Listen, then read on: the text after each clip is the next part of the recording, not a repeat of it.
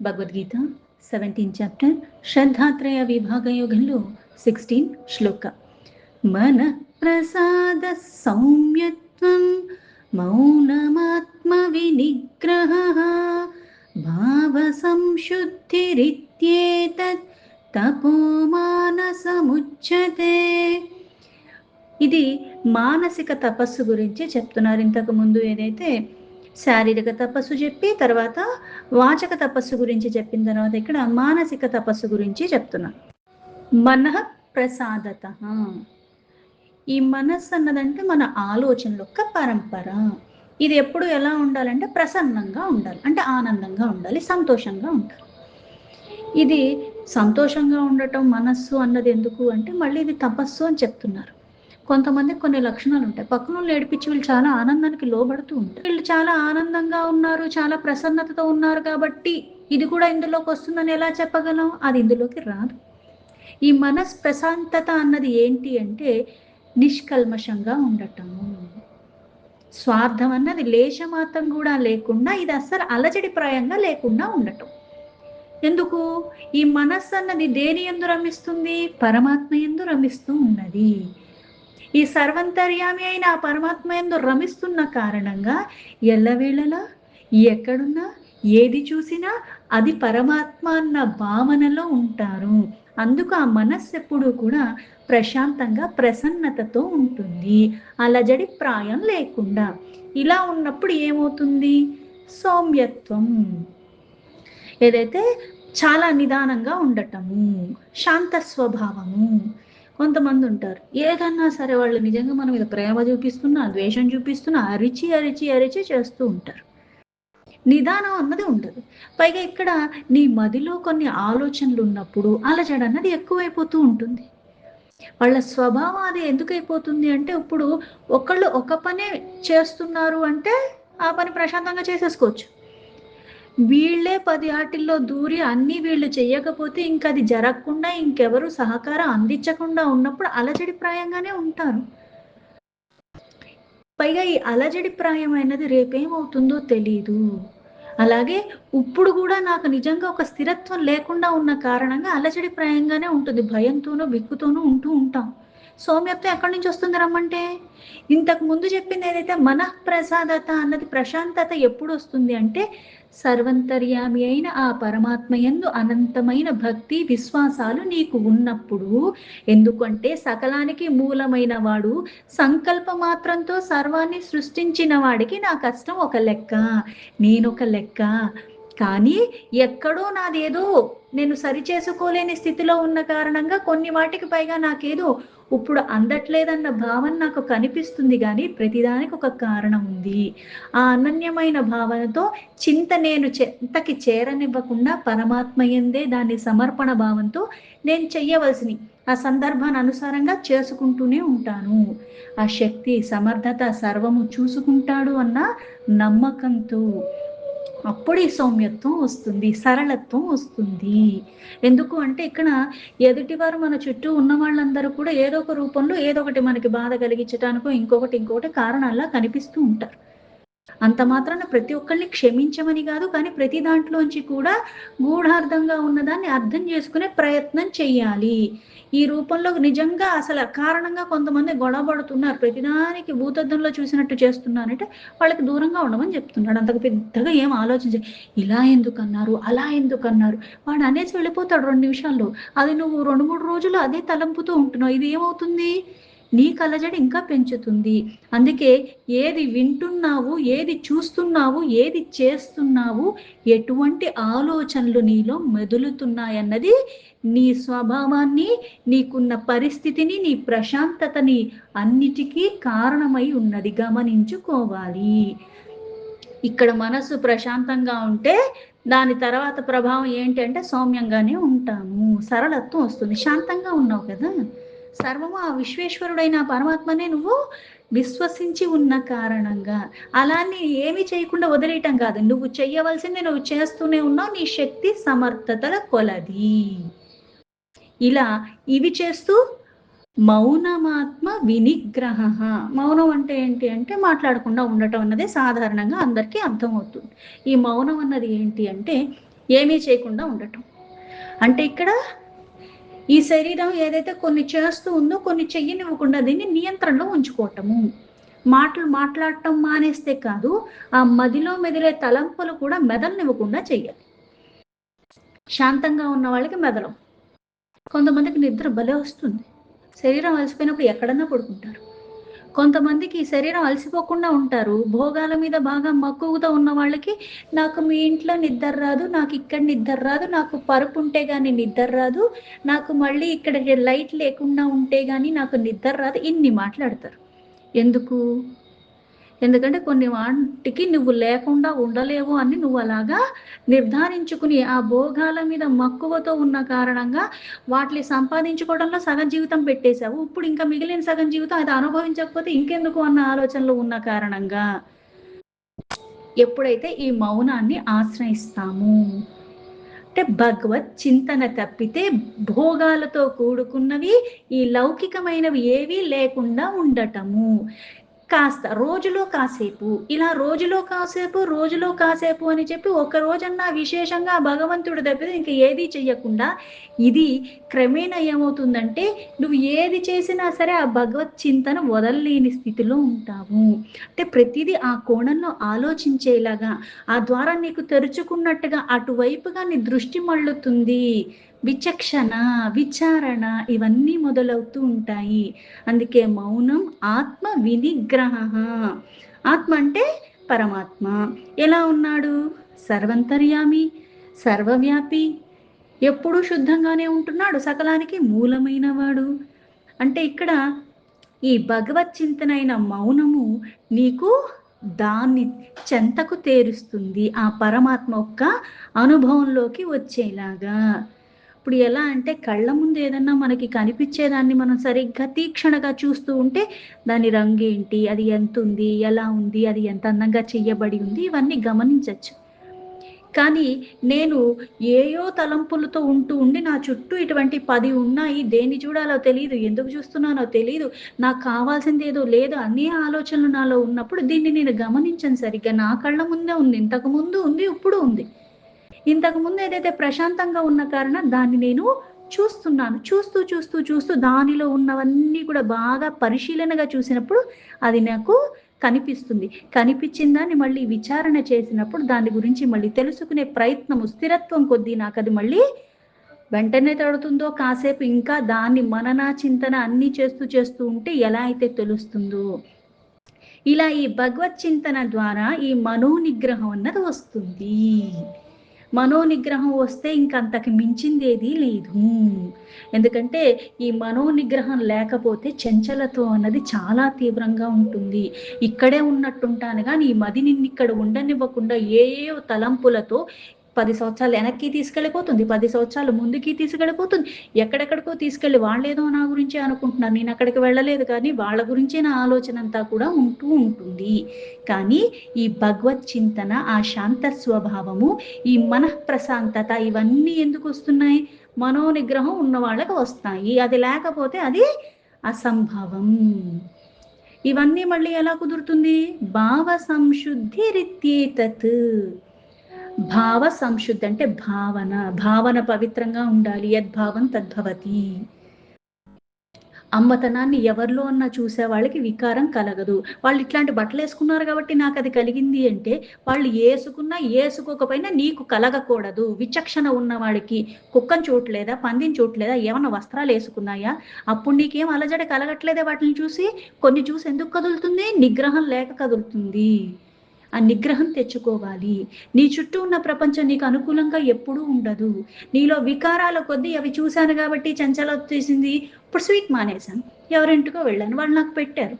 కాకపోతే అక్కడ పెట్టడమే కాకుండా నాకు చిన్నగా ఏదో 2, 3 పెట్టి ఒక బౌల్లో ఇస్తారు, ఒక ప్లేట్లో ఇస్తారు. పెద్దగా అక్కడ పెట్టారు. స్వీట్ షాప్లో అన్ని డిస్ప్లేనే చేసుంటాయి. అక్కడికి వెళ్ళాను కాబట్టి, చూశాను కాబట్టి, అలా అన్నాడు కాబట్టి తీసేసుకున్నాను. నువ్వు తినకూడదని అనుకున్నప్పుడు వాళ్ళు అడిగినా అడగకపోయినా ఫ్రీగా ఇచ్చినా ఎలా ఇచ్చినా నువ్వు తినవు. ఎందుకు మానేసావు అన్నది నీకు తెలిసినప్పుడు అది నాకు హానికరము, కొన్ని వాటికి నేను దూరంగా ఉంటే పర్వాలేదు, అందుకు నేను ఇష్టంగా మానేసినప్పుడు ఏమవుతుందంటే ఈ అలజడి నాకు కలగదు. ఎప్పుడైతే బలవంతంగా కొన్ని కొన్ని నిగ్రహించుకుని పైకి నువ్వేదో పెద్ద మనిషిలాగా కనిపిస్తున్నావు గానీ, నీ లోపల ఇన్ని వికారాలు ఉన్నాయి గాబట్టి, ఇలా మళ్ళీ ఏవన్నా కనిపించేటప్పటికి నీకా చంచలత్వం ఎక్కువైపోతుంది. నిగ్రహం లేనప్పుడే ఇటువంటివన్నీ వస్తాయి. అందుకే భావం ఎప్పుడు శుద్ధంగా ఉండాలి. ఎవరిని చూసినా అలజడిప్రాయంగా అవుతుందంటే అక్కడ ఉన్నది ఇక్కడ లోపాలు చుట్టూ ఉన్న వాటిలో లేదు. నీలోనే ఉన్నది. అందుకే భావం సంశుద్ధి. ఈ భావం ఎప్పుడు పవిత్రంగా ఉండాలి. భావం ఎప్పుడు పవిత్రంగా ఉండాలి అంటే అంతఃకరణ పవిత్రంగా ఉండాలి. ఈ అంతఃకరణ పవిత్రంగా ఎప్పుడవుతుంది? శారీరకంగా కొన్ని నేను పవిత్రత చేకూర్చేలాగా కొన్ని చేస్తూ ఉన్నప్పుడు, వింటూ ఉన్నప్పుడు, చూస్తూ ఉన్నప్పుడు, నా వాక్కు ఎలా అయితే శుద్ధి చెందుతుందో, ఆ వాక్కుకి సంబంధించినవి నేను ఆచరిస్తూ, వింటూ, చేస్తూ ఉన్నప్పుడు, మనస్సు అన్నది శుద్ధికి వస్తుంది. అప్పుడు ఈ భావన పవిత్రతతో ఉంటుంది. ఈ భావన ఎప్పుడైతే అంతఃకరణ నీకు పవిత్రతతో చేకూరి ఉంటుందో, అందుకే భావ సంశుద్ధి రిత్యేతత్. ఈ విధంగా ఏదైతే ఉంటుందో అన్ని శుద్ధంగా,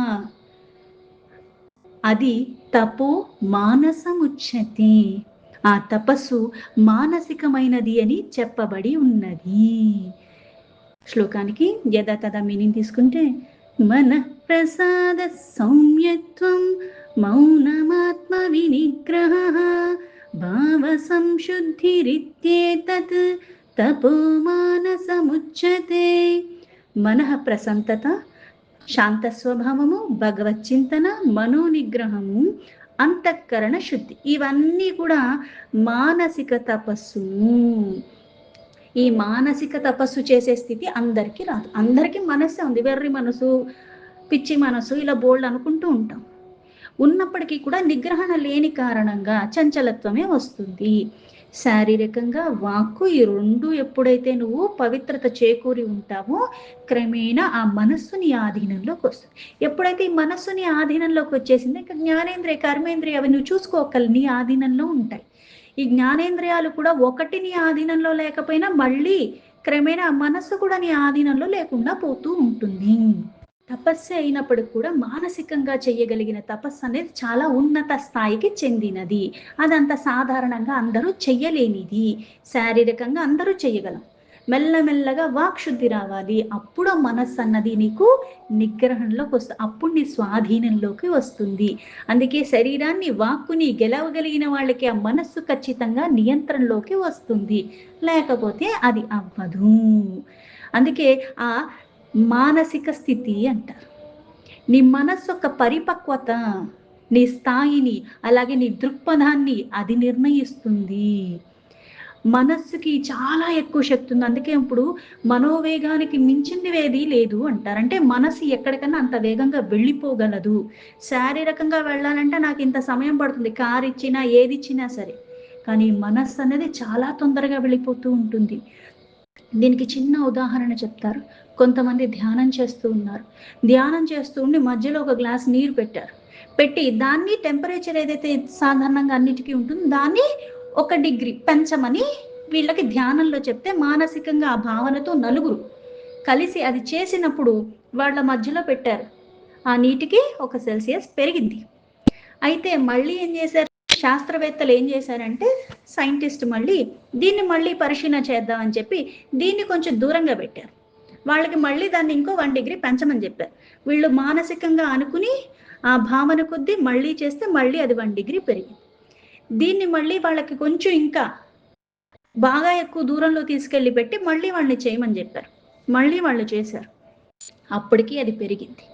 ఇప్పుడు ఇలా కాదు అని చెప్పి దాన్ని మళ్ళీ తీసుకెళ్ళి వేరే ఊర్లో పెట్టారు. చాలా దూరం ఇంకా పెట్టి ఇప్పుడు కూడా అదే చెప్పారు వీళ్ళు అదే సంకల్పంలో అదే భావంతో మళ్ళీ చేశారు. మళ్ళీ పెరిగింది. అంటే ఈ మనస్సు ఎప్పుడైతే అంత బలంగా ఒక దాని మీద అనుకుని నువ్వు నిగ్రహణతో చేస్తూ ఉంటే దాని ప్రభావం అలా తప్పకుండా జరిగి తీరుతూ ఉంటుంది. అందుకే నీ మనస్సే నీకు శత్రువు, నీ మనస్సే నీకు మిత్రుడు అని చెప్పారు. ఎందుకు? అవే జ్ఞానేంద్రియాలు, అవే కర్మేంద్రియాలు, ఇవన్నీ కలిగిన శరీరాలే అందరికీ ఉన్నాయి. ఉన్నప్పటికీ కూడా వాటిని నియంత్రించి ధర్మం వైపుగా పెట్టి ఉన్నవాడు ఉద్ధరింపబడుతున్నాడు. అలజడి ప్రాయంగా ఉన్నవాడు, నిగ్రహణ లేనివాడు అధోగతి పాలైపోతూ ఉన్నాడు. పనికిరానివన్నీ చేస్తే శత్రువే అవుతుంది. పనికొచ్చే విధానంగా నిన్ను నువ్వు శక్తి, సమర్థత అన్నీ కూడా సరైన దారిలో వినియోగించుకుంటూ దాన్ని వృద్ధి చేసేలాగా చేసుకున్నప్పుడు స్నేహితుడవుతాడు. అవసరానికి వచ్చినవాడు స్నేహితుడు గాని, నా దగ్గర ఉన్నాయన్నీ వాడేసుకొని నాకు అవసరం వచ్చినప్పుడు నన్ను గెంటేసేవాడు ఎందుకు అవుతాడు స్నేహితుడు? నీ మనస్సైనా అంతే. అందుకే ఇక్కడ ఏవైనా సరే, ఇప్పుడు తోటలో కొన్ని పండించుకుంటూ ఉంటాం. పువ్వులవ్వచ్చు, పండ్లవ్వచ్చు, కాయగూరలవ్వచ్చు, ఏవన్నా అవ్వచ్చు. ఏం చేస్తాం? ముందుగా నేలను సాగు చేస్తాము. అది చేసిన తర్వాత మళ్ళీ అన్ని నేలల్లో అన్ని పండిపోతాయి అంటే లేదే. ఏసినవన్నీ వచ్చేస్తాయంటే అది లేదే. అలాగే ఏదైతే ఈ మనస్సున్నదో ఇది ముందు తలంపులతోనే ఎప్పుడూ ఉంటుంది. దాన్ని నియంత్రణ అన్నది పవిత్రమైన భావనలతో నింపుకోవాలి. ముందు భావన. ఎందుకంటే మనము శారీరకంగా ప్రశాంతంగా ఉండాలి అన్నా సరే కొన్ని కొన్ని వాటికి ఈ శరీరాన్ని దూరం చేస్తుంటే క్రమేణా అలజడి అన్నది కాస్త తగ్గుతూ ఉంటుంది. అందుకే మనస్సు నిర్మలత్వము, ప్రసన్నత అంటే విషాదాలు, భయాలు, చింత, శోకాలు ఇవేవీ లేకుండా అలజడిప్రాయంగా సుఖం వస్తుంది, ఒకసారి దుఃఖం వస్తుంది. అన్నీ అలజడిప్రాయంగానే ఉంటాయి. పైగా ఇవన్నీ ఇప్పుడొస్తాయి, అప్పుడొస్తాయి, ఇంతొస్తుంది, అంతొస్తుంది మనమేం చెప్పలేం. మనకు అనుకూలంగా ఏదీ ఉండదు. ఇలా ఒకళ్ళని కారణం చేసి నిందించటం అన్నది మానేసి, నా కర్మలు దీనికి కారణం. అందుకే ప్రతీదీ భగవత్ ప్రసాదంగా భావించి నువ్వు ఎప్పుడైతే అనన్యమైన సమర్పణతో నువ్వు క్రతువుల్ని చేస్తూనే ఉంటావు. ఎంత అలజడి ఉన్నప్పటికి కూడా విమర్శలు ఇవి లేకుండా, వివాదాలకి లేకుండా ఆ మనస్సును ఎప్పుడైతే నియంత్రించుకుని చేస్తూ ఉంటావో, క్రోధము, ద్వేషము, ఇష్టాయిష్టాలు, అందుకే ద్వంద్వాతీత అన్నారు. సుఖం దుఃఖం ఒకేలాగా తీసుకో, లాభం నష్టం ఒకేలాగా తీసుకో, ప్రియ అప్రియ అన్నది ఏదీ లేకుండా అన్నీ పరమాత్మే అన్న భావంతో ఉన్నవాడు ఒక్కడే అన్నట్టుగా నువ్వు ఎప్పుడైతే తలుస్తున్నావో అప్పుడు నీకు అలజడి తగ్గుతుంది. ఒడిదుడుకులు లేకుండా ఎవ్వరి జీవితం ఉండదు.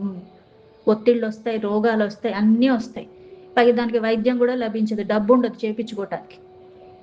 దీనివల్ల వచ్చింది, దానివల్ల వచ్చిందని కారణాలు ఎత్తుక్కుంటూ వేరే వాళ్ళని మళ్ళీ వీళ్ళే అనుకుంటూ, వీళ్ళే నన్ను తిట్టుకున్నారు కాబట్టి, వీళ్ళు నా మీద ఎప్పుడు కోపంగా ఉన్నారు కాబట్టి, నాకు ఏది చేసినా వీళ్ళే, వాళ్ళు వీళ్ళు అన్నది విడిచిపెడతాను నేర్చుకోవాలి. నిర్మలంగా ఉండాలి, నిశ్చలంగా ఉండాలి, ప్రశాంతంగా ఉండాలి.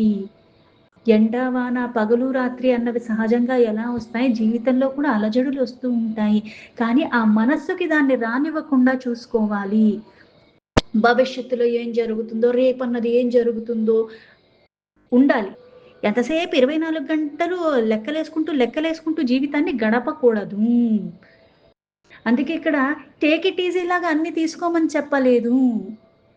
ఏది బెస్ట్ అన్నది నాకు పరమాత్మ ఎంచుతాడు. కానీ నేను చెయ్యవలసింది నా 100% నేను అక్కడ పెడతాను, నేర్చుకోవాలి.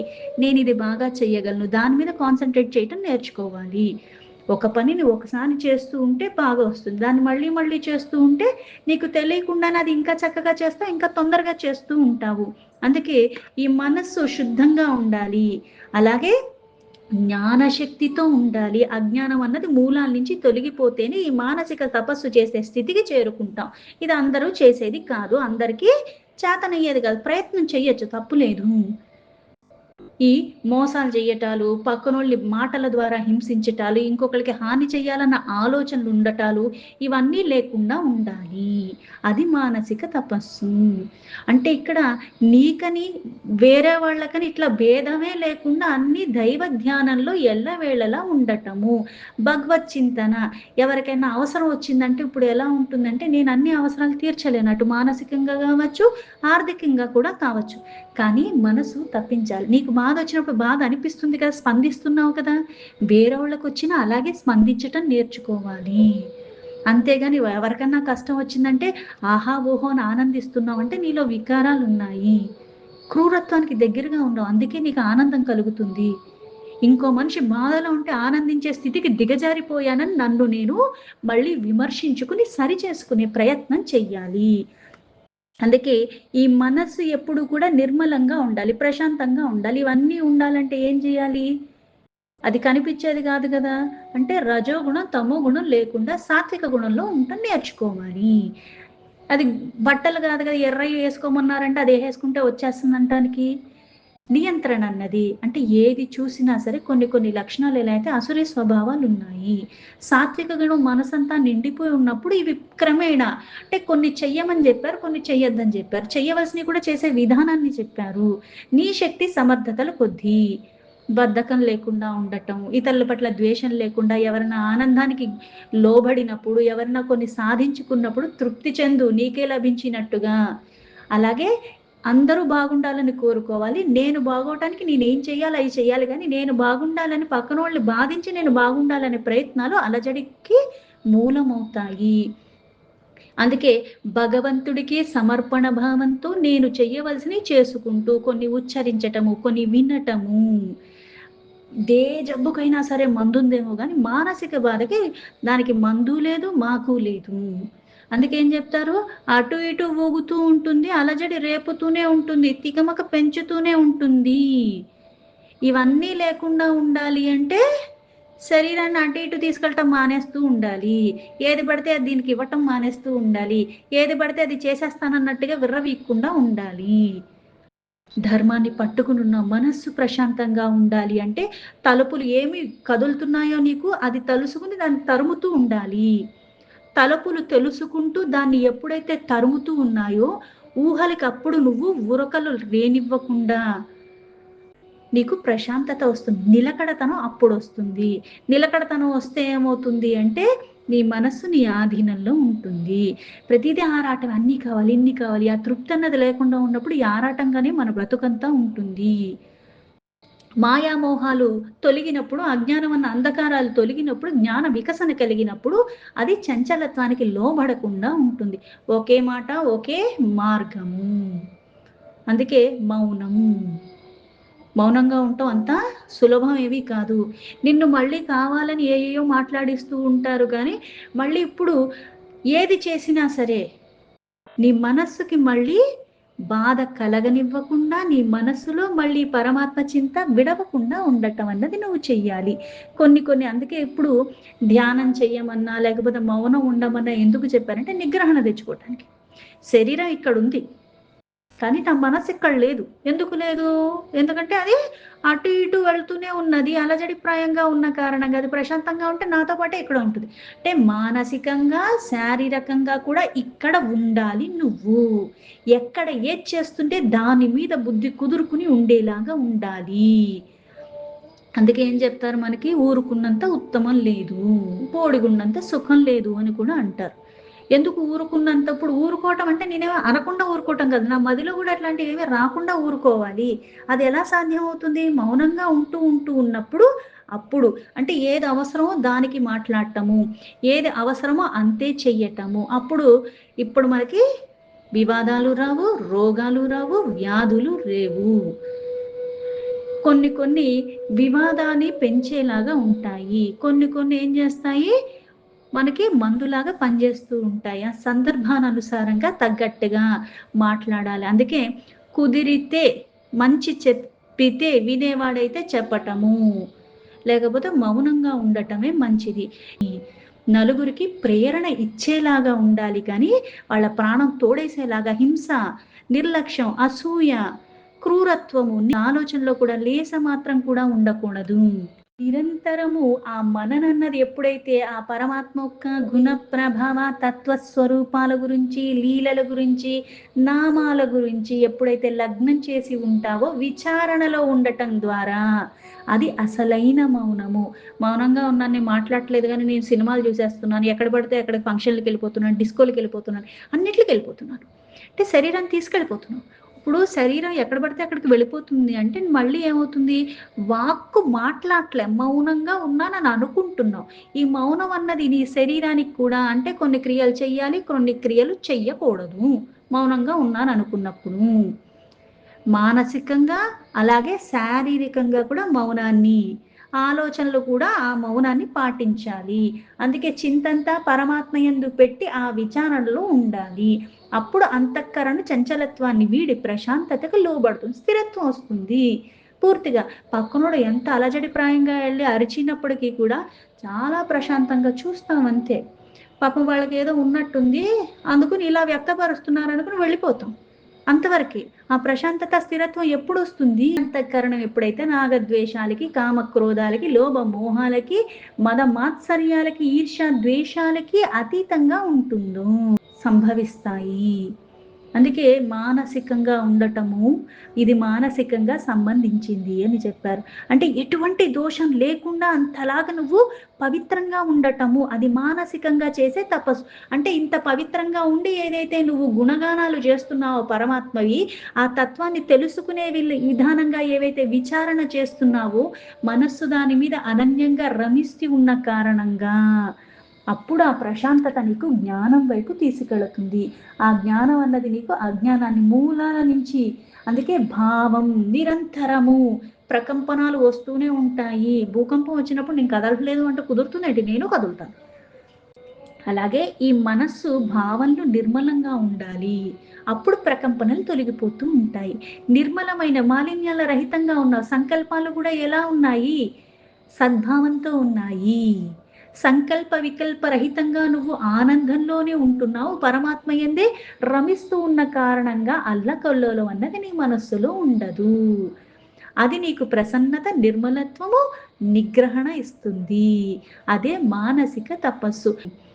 ఆ స్థిరత్వం ఎప్పుడొస్తుంది అంటే, ఈ అనన్యమైన భావనతో ఆ పరమాత్మ యందే రమిస్తూ పవిత్రంగా శారీరకంగా వాక్కు రూపంలో ఉన్నప్పుడు ఆ మనస్సు అన్నది చేసేది ఏదైనా సరే మానసిక తపస్సుతో సమానము.